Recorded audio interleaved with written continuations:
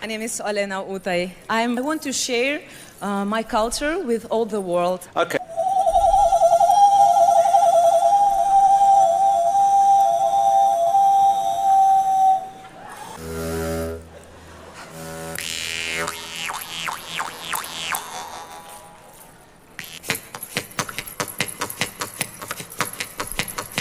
Go, girl. Hey.